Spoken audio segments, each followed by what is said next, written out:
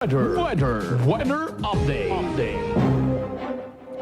Ang ulat panahon na ito ay hatid sa inyo ng Ministry of Science and Technology, BARM, na pinamumunuan ni Minister at Member of Parliament Baylin Mantawi.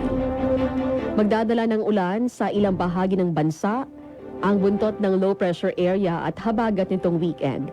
Ayon sa Pag-asa, makakaranas ng maulap na kalangitan na may kalat-kalat na pag-ulan at pagkidlat, pagkulog ang habagat sa Visayas at sa Palawan. Magiging maulap ang kalangitan sa Zamboanga Peninsula at BARM na may kalat-kalat na pag-ulan at pagkidlat, pagkulog dulot ng hanging habagat.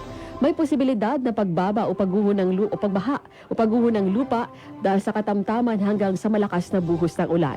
Samantala, ang nalalabing bahagi ng Mindanao ay makakaranas ng bahagyang maulap hanggang sa maulap na kalangitan na may pulo-pulong pag-ulan o pagkidlat, pagkulog.